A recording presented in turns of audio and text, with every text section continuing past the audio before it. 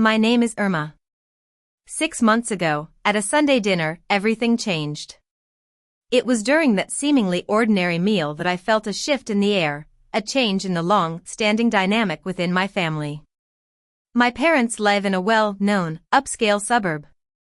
My father, Arthur, is a retired banker, a man of few words but whose silences often carried unspoken judgments. My mother, Helen, is a homemaker, kind but traditional, always with the same Sunday roast on the table. And my sister, Lily, is a high-flying marketing professional, or so she's been presenting herself. I remember how I drove to my parents' house that Sunday.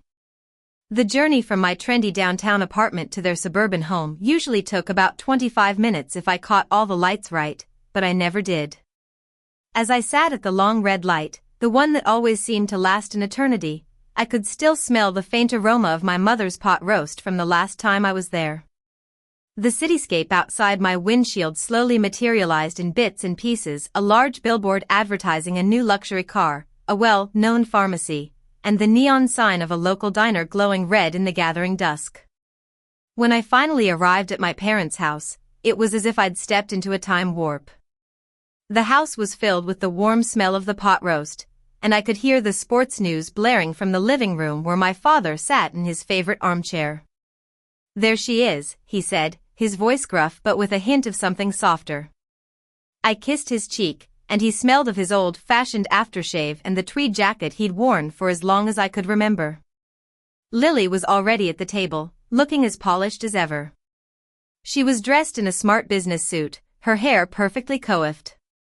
We exchanged a quick kiss on the cheek, a perfunctory greeting that had become our norm. The dinner had its set patterns, its rhythms. First, my father would talk about his latest golf outing. He'd regale us with stories of how his friend, Henry, had moved to Florida to retire, and how the golf courses there were supposedly so much better. Then, my mother would ask me if I was taking care of myself, a veiled way of asking if I was successful in my career.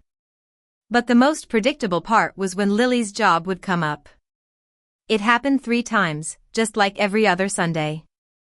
First, Lily would casually mention a big campaign she was working on, a new client she'd landed, and how she was leading a team of top-notch creatives. My father would nod approvingly, and my mother would say, "That's wonderful, dear," with genuine pride. I would just sit there, quietly eating my salad. The second time was when my father would casually drop in, "Your sister's got a high-profile position now," as if to remind the world of her success. And then, the third time was always directed at me. He'd put down his fork, a sure sign that he was about to say something he'd thought about. "And you? How's that little venture of yours going?" He'd ask, with a tone that implied my work was nothing more than a hobby. I'd smile, the same small, unreadable smile I'd perfected over the years. It was designed to absorb the impact of his words without showing any emotion. "Still at it," I'd reply, and he'd pick up his fork, and the moment would pass. But this Sunday was different. I was distracted because I knew that on Monday, I had a 10 a.m. interview for a creative director position at my company. And the candidate's name was Lily. I had no idea she'd applied, and I was torn. After dinner, as I drove home, my mind was racing. I thought about my company, which I'd started 6 years ago with just $15,000 and a single client. It had been a long and difficult journey. The first office was a tiny, rented space in a rundown building. It had a leaky window and a heater that would blow up the fuse if it ran for more than half an hour. But I'd built it up from scratch, and now, 35 people worked there. I got to the office early the next morning, as I always did. I loved the quiet before everyone else arrived. I'd sit at my desk, drink my coffee, and read the overnight emails. Marcus, my COO, was already hard at work. He was a brilliant guy, with an uncanny ability to find the right person for every position. He'd flagged Lily's application as a strong one. At 9:15, Jordan, my efficient assistant, brought me Lily's folder. As I opened it, I was immediately impressed by her portfolio. The work was creative, well thought out, and showed a lot of talent. But then I saw her name, and my heart skipped a beat. I knew Lily's current employer, a well-known marketing agency. I'd heard through the industry grapevine that they'd lost their biggest client a few months ago. And looking closely at Lily's portfolio, I realized that while her title was high-sounding, the scope of her work was a bit inflated. It was as if she'd been performing a version of herself for so long that she'd lost touch with the reality. I decided not to cancel the interview. I could have easily found an excuse, but I wanted to see her, to understand the woman behind the persona she'd been presenting at Sunday dinners. On Tuesday morning, at 9:45, Jordan told me that Lily was here. I took a deep breath and prepared myself. As I walked towards the conference room, I saw her through the glass. She was sitting upright, her portfolio on her lap, looking every bit the professional. She had no idea that this was my company. When I walked into the room, the recognition on her face was palpable. It hit her in two waves, first the shock of seeing me, then the realization of what it meant. Her portfolio slipped off the table, and neither of us moved to catch it. We sat down, and the interview began. For the first 15 minutes, she was clearly shaken. Her answers were overly detailed, almost as if she was trying too hard. But then, as we started talking about a specific campaign, something changed.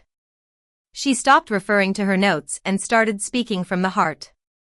She explained how they'd taken a bold approach, going against the norm, and how it had paid off. It was clear that she was good at her job. After the interview questions were over, there was a pause. Then Lily asked, "How long has this been yours?" I told her it had been 6 years, and I found myself sharing how I'd started with next to nothing. She then mentioned what my father had said about me, how he thought I was just playing at a job. She said, "I believed it. I'm sorry. I didn't mean to be cruel, but I really thought that." I was silent for a moment. Then she looked around the room, at the whiteboards, the people moving around, and the failure wall. She started to laugh, a real, genuine laugh, as if a weight had been lifted off her shoulders.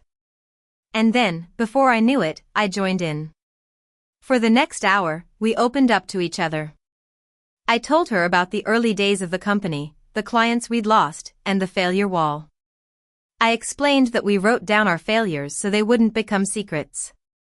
She told me about the reality of her job, how the corner office was just a title in a company that was struggling. After the interview ended, I knew I had a difficult decision to make.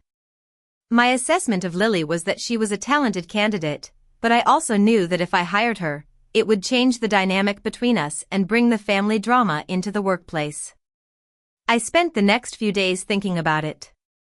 When Marcus asked me if we were offering the position, I said no. I called Lily and explained that I didn't want to recreate the same family dynamic at work. I told her I wanted to get coffee sometime, away from the Sunday dinners and the family expectations. She agreed, and we met for coffee a few weeks later. The first few minutes were awkward, but then we started talking. She told me about a new job she was applying for, and I shared some of the challenges I was facing at the company. We didn't talk about Sunday dinners for a long time, and it was a relief. A few days later, my father called me. He said my mother had told him that I'd sent Lily somewhere else for a job. He was clearly confused, asking why I, as the CEO of a design company, didn't just hire her. I told him, because she deserved something that was truly hers, not just a job based on family connections. He was silent on the other end of the line, and then he simply said, "All right," and hung up. 6 months later, as I drove to Sunday dinner again, I reflected on how much had changed. The same things were there, the long red light, the familiar billboards, the smell of my mother's pot roast when I walked in.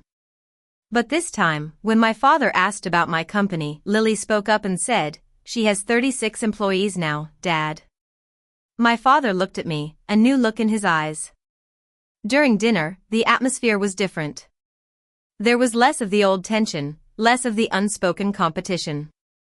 After dinner, as Lily and I cleared the table together, there was a comfortable silence between us. It was the silence of two people who had finally been honest with each other. When I left that night, driving home with my hands loose on the wheel, I knew that I'd finally stopped needing the validation from Sunday dinners. I'd built something real, and I no longer had to measure my worth against my family's expectations. And those small moments of honesty, those conversations that broke down the walls, had changed everything.